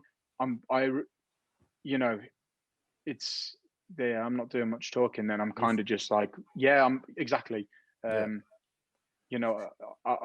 not one of those people that's like trying to juggle 1,000 things at once. When I'm drawing, I'm drawing, and that's it. Like I say, when it gets, like, say, black in with a tattoo, yeah, of course we can have, then there's conversations, and then we discuss these sorts of things. Or we don't. We talk a lot about MMA, or discuss a lot of people. I mean, when you're a tattooer, you're kind of a tattooer and a therapist, because you're spending so much time with people. And people end up opening. People do. They open up to you. I have a kind of hypothesis on that. I think, if people get captured and they have information, and people want that information off them, there's kind of a tried and tested way that you get that information, and it's like you put people in discomfort, and after a while, no matter how strong their ego is, it breaks down eventually. Now obviously that's very extreme, but with tattooing, there's a level of discomfort. If you want to feel comfort, you need to buy a chair. Tattooing isn't the thing to invest in if you want to feel comfortable whilst getting it. So you have people, you're spending that time with people, you're being hands-on, and it's a very, it's interesting because I'm not someone that enjoys causing harm to people. I'm not. It's not why I do this job. I don't like causing pain to someone. It's not a nice thing to do. However, it's that kind of thing. It's like training. If you want to be stronger, then you've got to feel the pain of sore muscles. And if you want to look a certain way because you want these tattoos, then you need to feel the sting of the needles. So there is a level of discomfort with tattooing. And when you're spending extended periods of time with someone, and then you're putting them in a place of discomfort, is after a while, I think, they reckon, like, they're feeling vulnerable and they are feeling pain, but you're also there and you're trying to comfort them and you're getting them through the session. And there is this level of trust that builds up over time. And after a while, people they talk to you about a lot of things, and you get a good insight into people's lives because they open up to you. It's a like, I've really not even thought about it that way, but I'm wondering, like, how many people actually subconsciously get tattoos to go and release some to inner, put themselves in that space. And here's another thing, like, that's a good point. on a like another level, I don't know if you watched the YouTube show called Hot Ones, and it's like this dude, his name's Sean Evans. He lines up 10 different chicken wings, right, that he has and that his guest has, and he's like, he has all sorts of guests, creatives or whatever, and it's a progression of, yeah, that's not too hot, all the way to that is like almost unedible, right? It's like, Does he eat them as well? yeah, he eats them as well, but like he's Man's gonna have stomach ulcers. yeah, exactly. But your point is, though, while they're doing that, he's conducting an interview with them, and you can tell as well, like those interviews are tapping into some other shit for them. They right? definitely open. Yeah, he breaks down, and I think that was part of their original business plan model, was that you use the disarming factor of the hot sauce to catch big celebrities off guard with questions that they might not answer all the time in front of the camera. And I think it's interesting that you put it like that, because in my head, so I've probably sat for now maybe 20 to 30 hours of tattooing. I think you're probably about the same. Yeah. I've got lots of little ones. Tom's got a bigger chest and shoulder piece, and I think you do very much open up to people. I'd never considered the factor, though, that it might be because you're in pain that you're opening up to people. And I think that's a really interesting way to look at it. Maybe tattoo artists, maybe therapists should just start tattooing as well. It becomes a dual major at university. You can tattoo and do psychology at the same time. And the NHS prescribes, look, dude, you got depression. Looks like you're holding a lot of pent up energy from your childhood. You know what you need? You need a fucking back piece, dude. Yeah. And make sure he goes over your ribs as well, because that'll really open some shit up for you. There's the fun stuff there, right? Yeah. So, do you know what's interesting? I almost wanted to ask you more about, so obviously you're giving people these gorgeous pieces of art that are like part of their personality and part of who they will be for the rest of their lives. And even if, for example, you know, they donate their body to science or something, that will still continue on, you know, your art will be there. So I wanted to ask. Wait, can I just bring in something here? Go for it. Because donating your body to science, we've had a conversation of my piece right here, that when I die, you want to actually have me skinned. Oh, I want to have that for skin. Yeah, it's a really beautiful tattoo. Yeah. So I want it skinned and framed. Actually, you want to like collect from the collector, right? Yeah, exactly. I'm gonna come and find you. Sorry, go ahead. No, I wanted to ask, like, I've actually forgotten my question. So no, donating your body to science. Oh, yeah. For you personally, what are you covering yourself in? Because I can see, obviously, you got this beautiful neck piece and coming up your lip and whatnot. What styles are you enjoying dressing your own self in? Okay, yeah. So, I mean, it's interesting because obviously I started getting tattooed before I tattooed myself. Mm-hmm. So I've got a lot of work. I collected a lot of work that maybe if I was to go again, I don't regret. Like I should say that I don't regret a single tattoo I've got at all, mm-hmm. and I wouldn't change it because it's led to where I am now. Yeah. So I've got all sorts. I've got a lot of color work. I've got I never tried to market myself as a like, the complete pack, like, oh, he does this and that he's covered in this and he's, like, I don't like that whole like market, trying to be marketing yourself and not really, like, it just doesn't feel very authentic to me.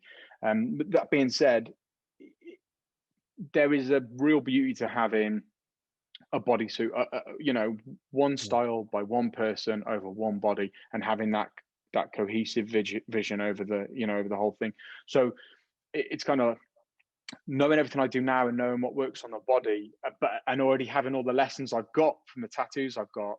I would get a single tattoo from a single person as a bodysuit. But again, that being said, I wouldn't change a thing because every tattoo I've got has brought with it the lessons that have led to where I am now. Yeah. Be with me. So on that token, totally. I wouldn't change it. I wouldn't change a thing about them. Yeah, totally. And it's funny you say that. I have some pretty fucking awful tattoos. I have like a smudge of blue on the back of my calf, and I have accidentally the word "see you next Tuesday" on my chest because a dude couldn't finish. Accidentally? Well, basically, I have a quote on my chest, and the dude didn't finish the top of an A in the word "can't."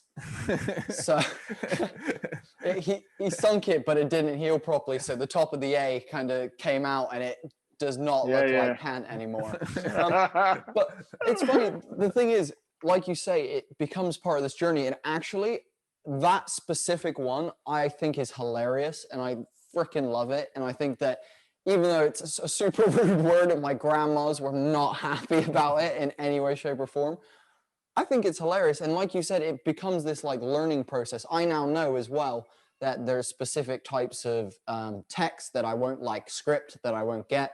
I know that I prefer black and gray to color work, because the color piece that I got, I'm not super happy with. So I definitely prefer black and gray now. So it teaches you what you like as a person, as well as I guess what your whole overall vision of what you're getting is as a whole in the end. Yeah, for me, like, I know after I got my piece done, it was like people, friends and everyone else were like, well, give it about, I don't know, a couple weeks and you're going to be lining up your next one, right? Because there's an almost like an addictive thing to it. And there certainly was that draw, but I felt like maybe different than you guys, that I really just loved what I got. I was so happy with it and still am so happy with it. It was a complete piece, exactly what I wanted. And I was like, you know what? I'm fucking done. Like, I got exactly what I wanted. There was enough hours in there, enough message in there. I mean, it's sort of like an anthology piece of like tracks my life. And so maybe there's another element of from that point to, I don't know, 20 years down the road or something like that, that could build into it or be another piece. That maybe is a consideration. But for what I wanted at the time, like, yeah, although there is that little, and I don't know if it's literally because of the pain and some of the endorphins that go off, there is that addictive, like, look at that tattoo. I think I fucking want that. And that's very soon after you get it. Like, you start looking at tattoos. I was going to say, I have like a 3-month period where I know that if I don't get a tattoo after I've just got one for 3 months, I'll be fine. But in that 3-month period, if I get another one, it's going to be a problem. I'm going to start like just dropping money left, right, and center. We have friends we know that are just on that paycheck comes in and they're walking into the tattoo studio, slamming the cash down and like, let's go. Yeah. It's good. You know what though? There's not many things you can do where you really how do you like, you're physically altering and permanently altering the way you look, and in part that's who you are then, right? I mean, you can, we can talk about like, oh, in theory it shouldn't be, it should, you are who you are irrespective of that, but then it's a choice. So that is who you are. That is part of who you are, the way you choose. It's not like your gender or your sexual orientation. Like, this is a choice you make. It's not something that just, you make this choice, and it's like, it says something about you. If you, and that, again, I think that's what people really like about the work that I produce, is it really says something about you. When you have a big black sleeve, and it's you're not shrinking away from anything. You're not trying to fit into the background or and I'm not saying neither you're doing it to try and get noticed or anything. You just, but you're doing what you want to do because it's how it feels, because it feels right to you. And it does, it makes a statement. It makes a statement about who you are. It's an indication of something about you. Whether you understand that, whether people looking at that understand that, it says something. And it's basically, you take an ownership of your body there, because it's not just a fashion choice, which like next year you're going to have a different color jumper or a different cut of this. It's you're making a commitment to the way you look kind of for the rest of your days, and that says something about a person.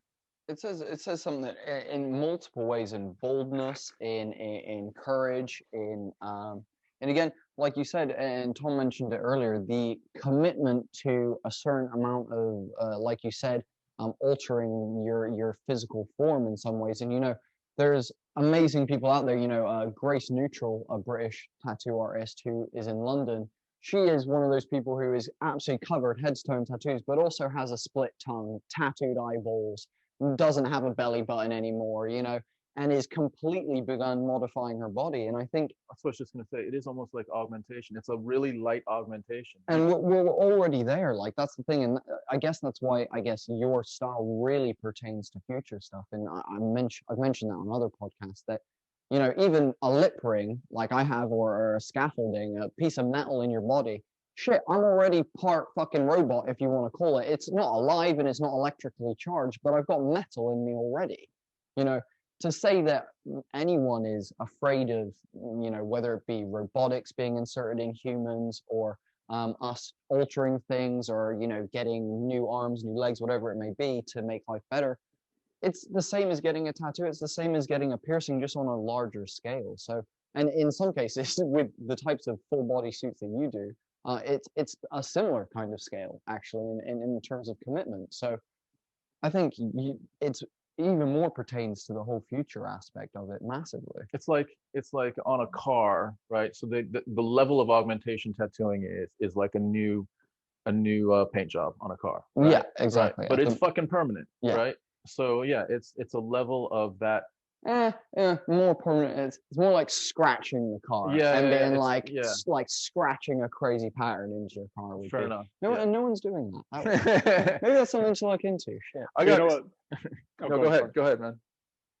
I was just gonna say, but the car's not conscious of the paint job, you know, and that's the thing. And the car doesn't get to choose it, and that's what makes it. That's what makes tattooing different. Is that you know, is that it's a conscious choice, and this is what I'm saying. It says something about a person, and I think it's part of what makes it so appealing, and then like kind of addictive for people is that it is. It's a choice that we make. It's not bestowed upon us from birth. It's not, you know, and it's not outside of our control, or at least it shouldn't be. You know, it's something that a person makes a choice on, and it says something about them in it. And you know, my thing has always been, tattooing is, but the very nature of tattooing means that we change the way someone looks. But for me, it's really important that it's not just about the looks. And I don't just want to change the way someone looks. I want to change the way they view themselves. And this is a really big, and it's a part of the reason I choose to do such bold, strong, striking designs, is because I want that transformation to be as big as I can produce for someone. You know, I want them to change. Every time they look in the mirror, I want them to see the person they want to see looking back, and, you know, and in the best version of themselves. So I can't control what they eat. I can't control how much they train. I can't. There's, you know, but the things that are within my control, within my sphere of kind of changing that person's life, I want to do the best I can, so that when you know, the person who looks back at them in the mirror makes them feel better about themselves, makes them feel stronger, more resilient, you know, kind of ready for what they're facing. You know, and it's a big deal, is changing the way someone views themselves. To that point, man, I watched a little bit of previous shows you've been on, and I know you're from Shropshire, and there's a place outside of Shropshire. I'm not sure if you're familiar with it. It's called Satipanya, and it's a Buddhist retreat place that I've been to Shropshire a couple times, because I've gone to this retreat and done heavy loads of meditation. But this sort of ties into what you're just saying about really honoring a message that you want someone to receive in themselves. So how do you, in terms of like, so I try to be in the moment, as present as I can, through my meditation. And I know that you said that you and Joe have traveled to Mysore to do some yoga and things like that. You do some like breathing stuff. How important is it, I guess, is it for you to be like fucking locked and loaded in there? I know there's different levels of it, right? So there's flow state where you're not having to try, you're in flow state, right? Yeah. But there's other aspects of being able to orchestrate, like I need to fucking zone in right now. How do you work with that? Okay, so the flow state is for sure, like that's where we're aiming to get, right? When I'm drawing on, and you can't just switch that on. It's not just something you go, right, I need to hit it now. Of course, there's days I feel flat. Mm-hmm. Of course, there's days that I feel that inspiration is harder to come by. But, you know, I like to remind myself to trust my process, to, you know, and I just start drawing. Like it's like, for example, like you want to go for a run, the hardest bit's putting your trainers on. Once your trainers are on, then you just take a step, and then another step, and then next thing you know, you're running back into the door because you've done it. It's making that initial commitment. So for me, like to try and hit that kind of flow state is, I just have to trust that I will get there. And, you know, I've had times where I'm like, fuck me, this just isn't working. I don't know what to do here. Like, oh my God, you know, go downstairs, take a minute, give myself a talking to, come back up and just keep going. And then all of a sudden it clicks somewhere down the line, it clicks and it happens. But yeah, it takes some work getting there sometimes. And, you know, and then, I mean, I guess, you know, you said you're very kind of single-minded, and, you know, you can end up kind of, obsessing over something and fixing on something objectively like that. Like I'm the same, you know, but I'm guessing the reason you're down in Shropshire at a Buddhist center is because you've gone through the same path that most people like that have, is like your fucking head falls off every now and then because that's how it is, right? When you think that way and when you operate on that way, there's like, you know, I don't have to, I do a morning meditation. I go through a stretching routine and a breathing routine, and I'm very ritualistic with that because it, you know, that you learn yourself as you get older and you go through it, and you go through certain phases or chapters in your life. You know, there's the rub. If you know, being ambitious is great, and having that ability to focus on something and be very kind of single-minded to get there and be like that, it's great. And like you say, it means that you can achieve things in short spaces of time. This like that. But there's the rub. Yeah. And the rub is that every now and then it works against you. And when it works against you, it really fucking works against you. And then you have to find ways to recalibrate and to balance that back off, right? So as a way to try and make sure that I'm in a good headspace as much as possible, I try and take care of the things I can. You know, I don't drink, I don't do drugs. I try and maintain a good diet. You know, I have my exercise routine isn't as good as it has been over the years. You know, but I got 2 kids, I've got a business, I've got all these things, like I say, but I do make time every morning, and every morning I do between 20 and 45 minutes of stretching and breathing and kind of some meditation time. You know, and that's. Yeah, it's the same with me, dude. I look at it as almost like a full reset every day. Like, it's almost like, okay, here's a poor analogy, but it's like flushing the toilet of your, like, you know, of all the stuff every day. And for me, like, the retreats is a big flush of like all of it. You know, if I'm away for 10 days or 15 days or whatever, and I'm really, really deeply, like, you know, whatever you want to call it, cleansing or just getting releasing, you know, all of that stuff and really kind of really getting centered. But on a daily basis, I need to do that as well, because if I don't reset every day, then I can't get back up to 100% that day. And if I keep doing that, it's like 97%, then it's 92%, and then it's fucking 85%. And pretty soon, like after 2 weeks of not taking care of myself, I'm only getting up to 50%, and I'm grouchy, and you know, and there's collateral damage all over the place. And that's what you're talking about. That's the rub, where you start in your chase. You might be progressing in certain things, but you are receding in other things, like relationships, like your health, like, you know, all that stuff comes at a cost.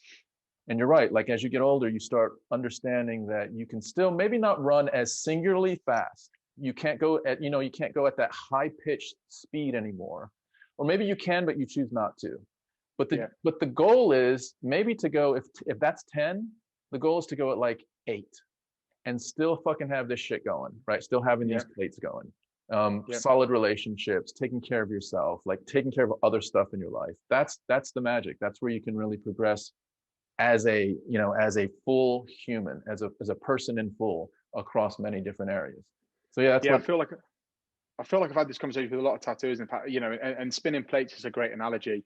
It's like you can't just focus on the one all the time because the others just fall around beside you. You know, you need to be monitoring it all and doing that whole balancing act. And you know, and it's tricky. It's, you know, and you do become a bit more deft over time with it, and you become maybe more in key with seeing when you need to just focus here a little bit more. And you know, but yeah, it's a tricky one.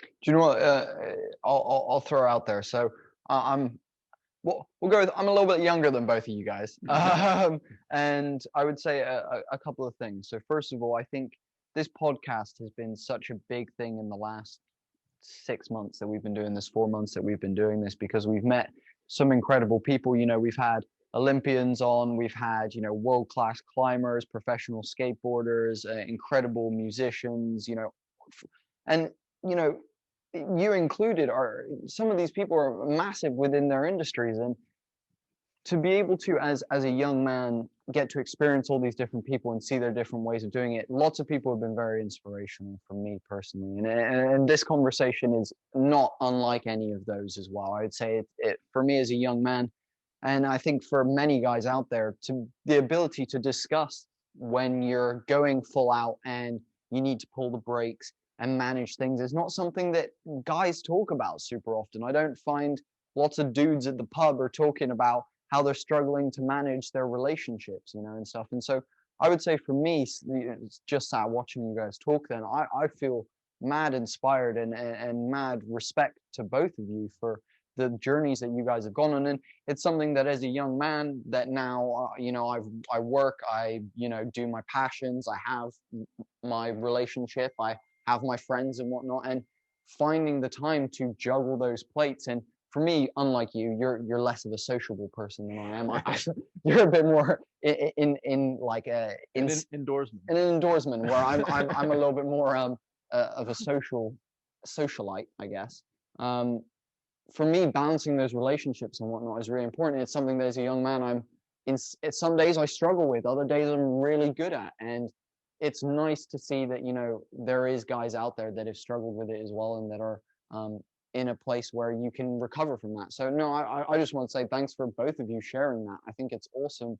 And I think for you especially, it's getting something like that out to your fans that is very real about you as a person and is honest is fucking awesome. I think everyone deserves to see how awesome you are at what you do and the respect that you have for the art, the process, for yourself and for your clients as well is fucking amazing, dude. You're a kick-ass tattooist or tattooer. I don't know what the correct terminology. I don't know which one it is either. Artist, I don't know. But dude, yeah, it's amazing. I think you're both inspirations for young guys out there, and I think especially tattoo industry is hard as well. It's considered one where you've got to be tough, you've got to be a badass, and especially in the early days of years ago, it was very much like that. Fizzling out a little bit more now, but it still is a very tough industry.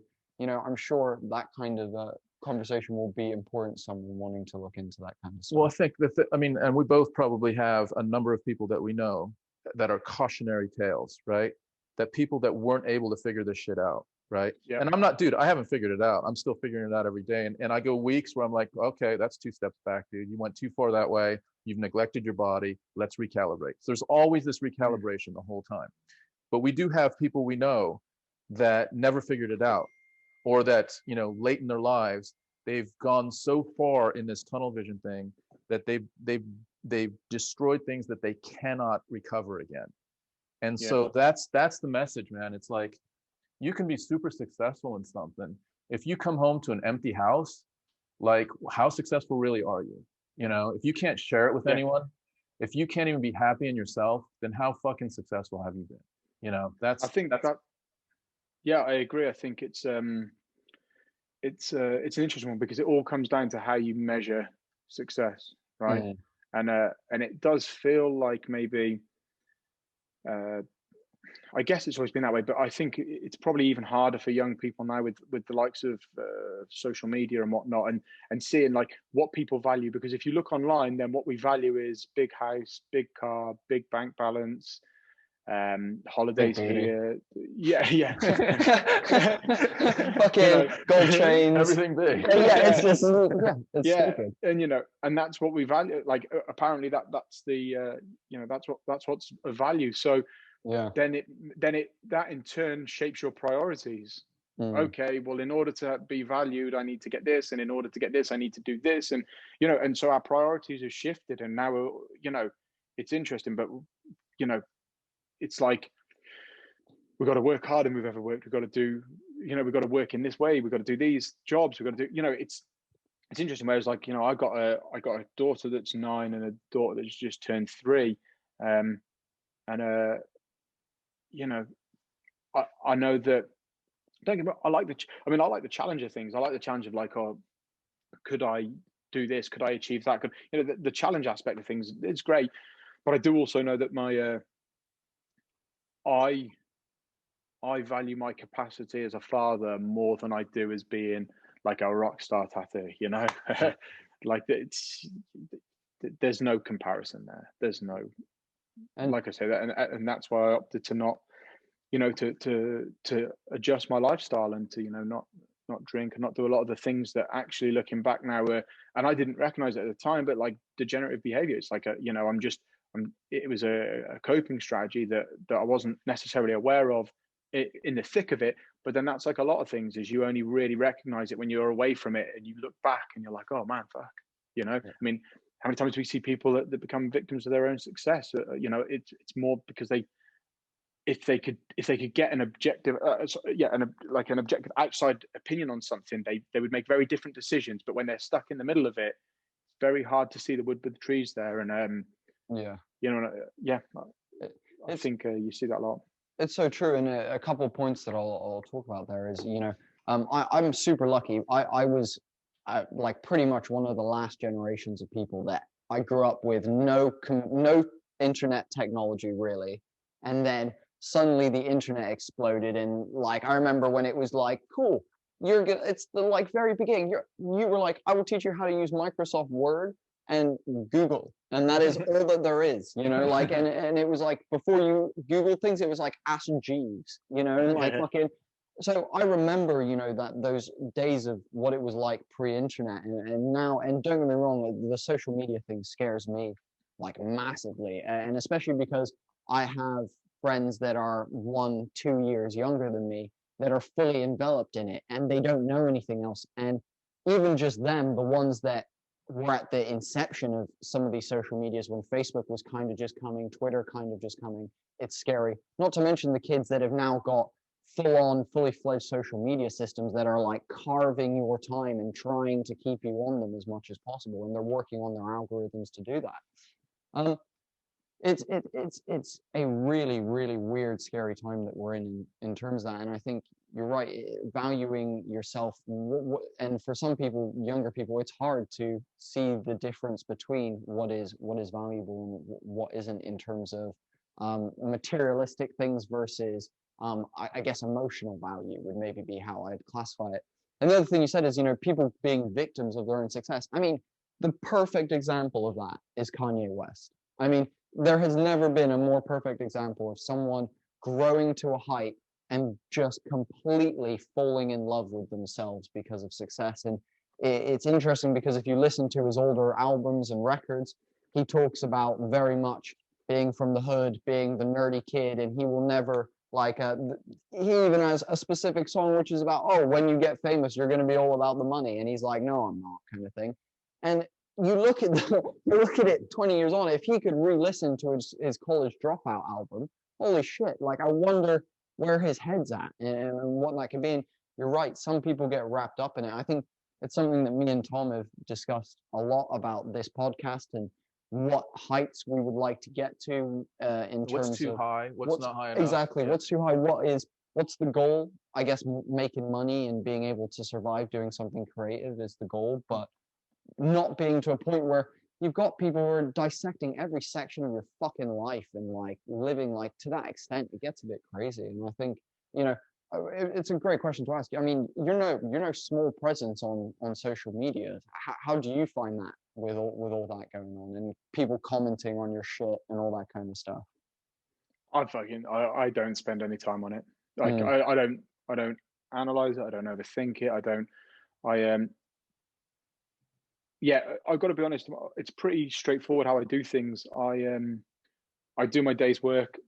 I take a photo. I post it, and then I put it down. I pick it up again tomorrow for the next. Yeah. I kind of very much do it on a kind of play-by-play basis. It's a little bit different. Like say with lockdown at the minute, every now and then I'll think, shit, I should put something out there. I should, and again, I'm not impervious to it. I do feel that pressure to have some content to post. Yeah.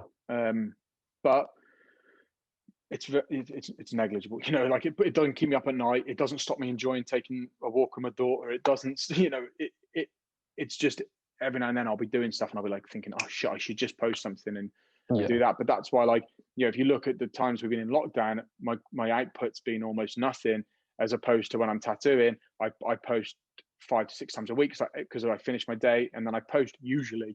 And I do that because I don't want to have to think about it.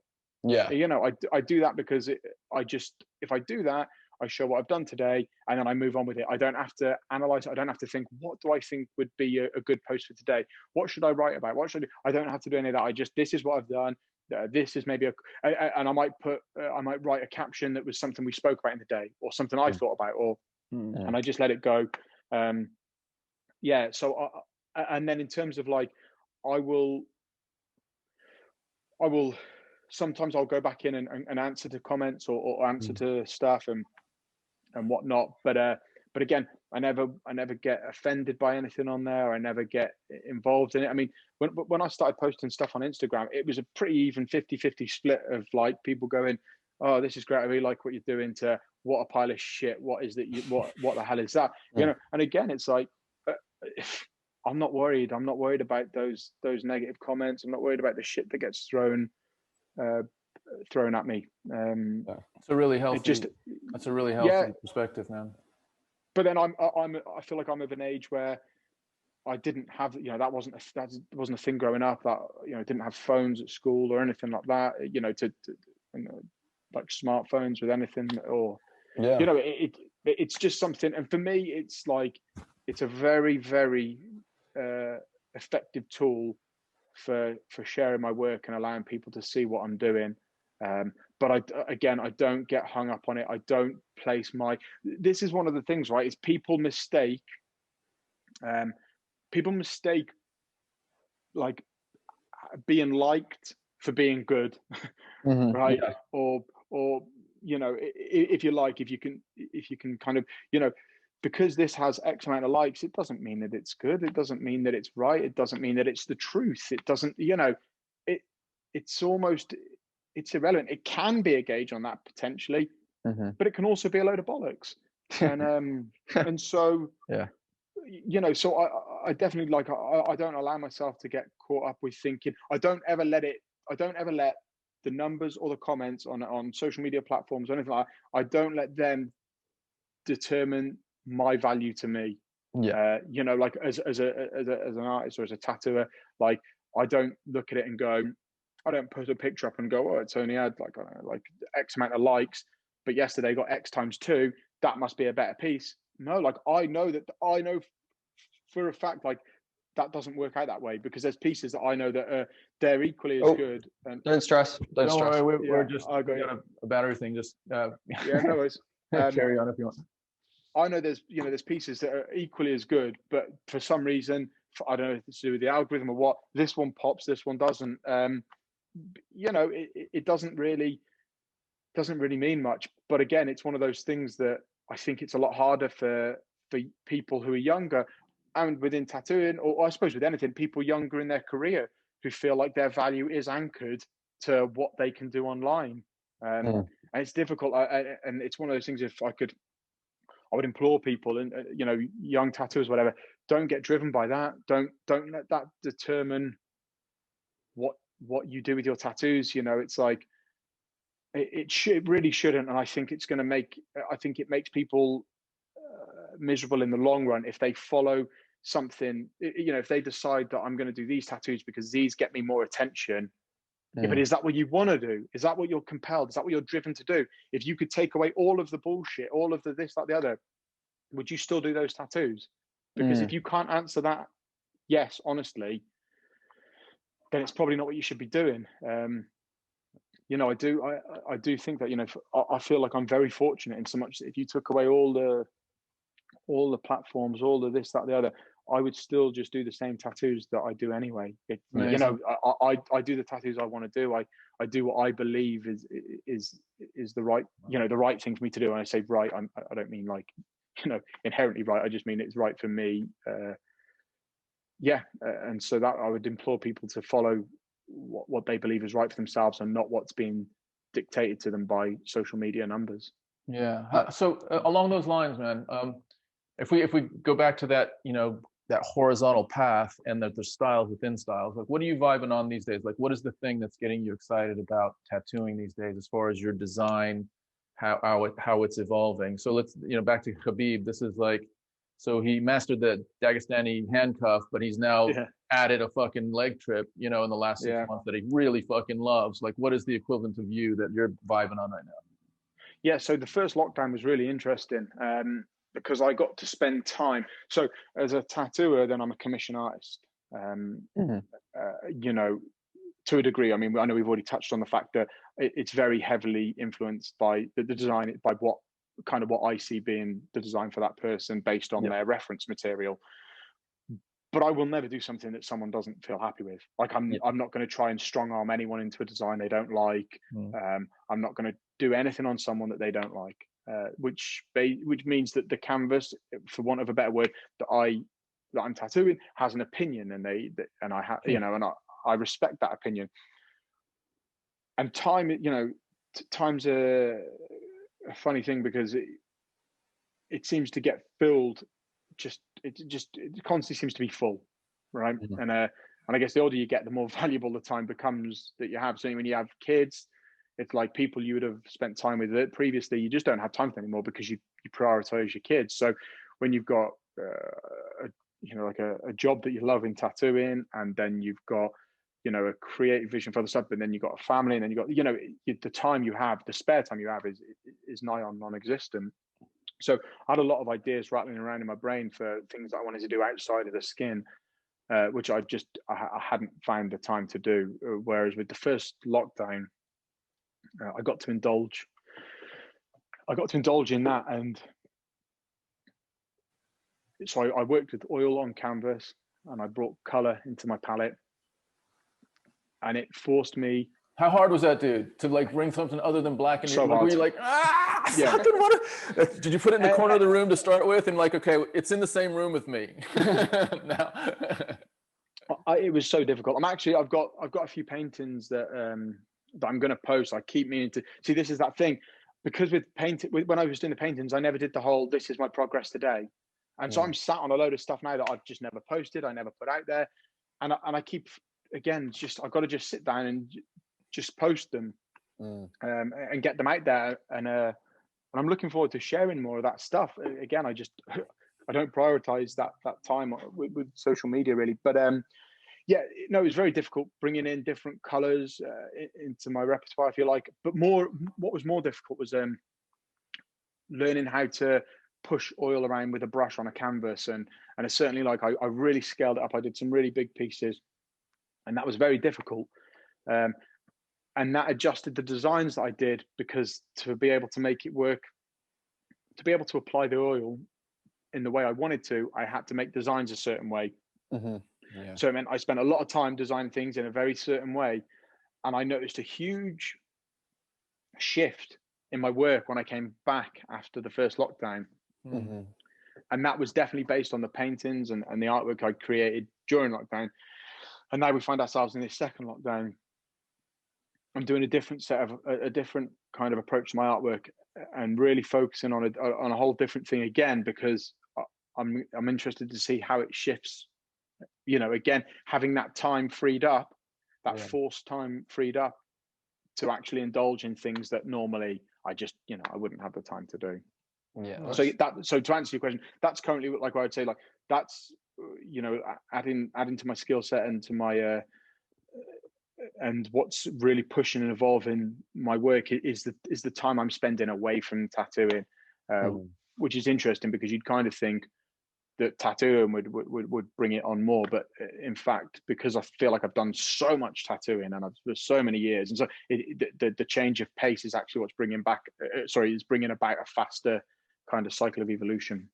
It's almost like we mentioned it before, like Vasily Lomachenko doing ballet classes. It might not it might not be the exact same forte, but it teaches you skills that you can then use in your repertoire that allow you to be, it might be a slightly different version of yourself, but also a better, more powerful version of you, because you understand things from a couple other angles rather than the one that you were maybe chugging down before, which, I think is one of the things that I'm very different to Tom and you and yourself, in that Tom's very linear. I'm much more spread out. I go horizontal, and I'm like, I want to try everything. I want to be able to at least have experienced it and like try it. So when it comes down to like my core things, like I love like, and I've skated for like my entire life, you know, I love movies and things, and there's specific things that I do in that, you know, filmmaking and stuff that I'm interested in. But then I also find it super refreshing to dip outside of those. And for example, you know, with filmmaking, look at animation or like anime and things and trying to understand that version of filmmaking, rather than looking at standard Hollywood or looking at like Bollywood and like Hong Kong theater and stuff. And I think it is a big testament to the artist that you are if you are able to at points step out of your own style, try something else, and then find something within your own style that's new and kind of I guess improved maybe, but maybe just a slight different direction in some cases.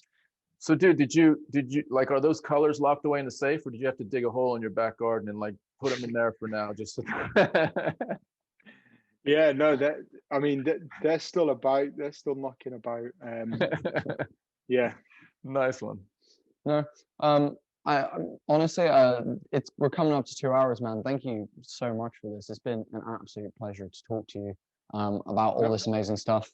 Obviously, you're an incredible human being, further than just a tattooer, tattoo artist, tattooist. You're an amazing man, and it's been not only a pleasure but an honor to talk to you today, man, and get to know you. So thank you very much on my behalf. I very Thank you for much inviting me on and taking the time to speak to me. I do appreciate it. No, No, it's you're a refreshing, dude, badass. to have conversation that's real. You know, it's you know, it seems like conversation can be very agenda driven, and it's nice just to talk about stuff in a real way, in an authentic way. So really appreciate that. I know our audience will as well. So thank you. Yeah.